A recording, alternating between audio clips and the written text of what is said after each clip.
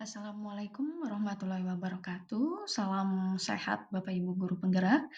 Saya Yesi Diana Saputri, calon guru penggerak angkatan ke-9 Kabupaten Kutai Timur akan menyampaikan koneksi antar materi dengan model refleksi 4P.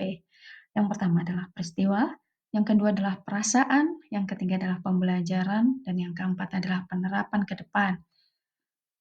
Yang pertama, peristiwa paling penting setelah mempelajari modul 1.1 adalah saya baru tahu bahwa pembelajaran itu harus berpihak pada murid dan guru hanya berperan sebagai fasilitator, berperan sebagai penuntun kodrat anak, baik itu kodrat alam dan kodrat zaman. Kemudian yang kedua, pembelajaran harus melayani karakter murid yang bervariasi. Kemudian yang ketiga, mendidik itu bertujuan untuk membentuk budi pengerti luhur. Selanjutnya, peristiwa paling penting setelah mempelajari 1.2, modul 1.2 yaitu satu, saya mampu mulai menerapkan nilai-nilai guru penggerak, dimulai dari diri saya sendiri, dimulai dari pembelajaran saya untuk meningkatkan kualitas pembelajaran dan membentuk profil pelajar Pancasila.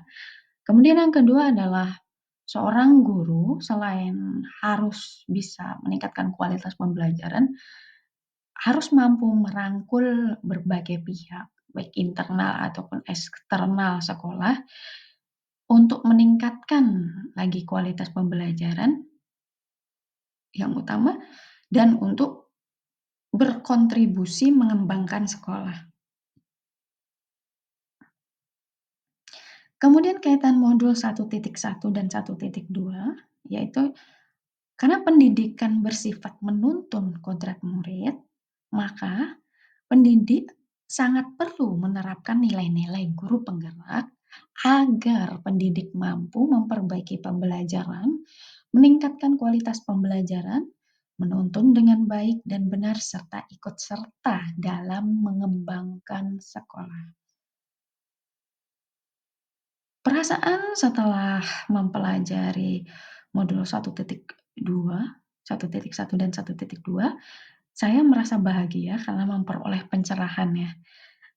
Kalau di dalam sejarah Eropa itu ada namanya Renaissance. Renaissance itu abad pencerahan setelah Eropa mengalami the Dark Age. Nah, maka dari itu saya juga merasakan hal itu. Kalau kita terbuka terhadap ilmu pengetahuan yang baru, maka kita akan bahagia karena kita keluar dari zona kegelapan gitu. Kemudian saya, eee, harus mulai berubah, mulai dari diri saya untuk mendidik sesuai kodrat, memahami karakter murid, dan mulai menerapkan nilai dan meningkatkan peran saya sebagai guru penggerak. Kemudian pembelajaran yang saya dapatkan dari 1.1 dan 1.2 adalah sebelum belajar, saya berpikir bahwa guru itu yang paling tahu, yang terbaik untuk muridnya, tanpa perlu bertanya. Karena guru itu kan kalau saya ibaratkan seperti orang tua di sekolah gitu. Tidak ada orang tua yang menginginkan yang tidak baik untuk anaknya.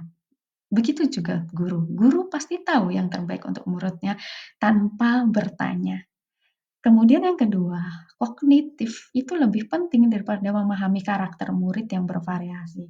Jadi lebih penting kita menyampaikan materi sebanyak mungkin daripada kita harus melayani karakter murid satu persatu. Kemudian yang ketiga, guru sudah pasti punya nilai baik gitu. Karena masa ada sih guru yang tidak baik gitu. Itu sebelum belajar ya, saya berpikirnya seperti itu. Kemudian yang keempat adalah guru cukup dengan mengajar. Guru itu ya tugasnya mengajar. Kasih aja dengan model pembelajaran yang bervariasi sesuai dengan materinya.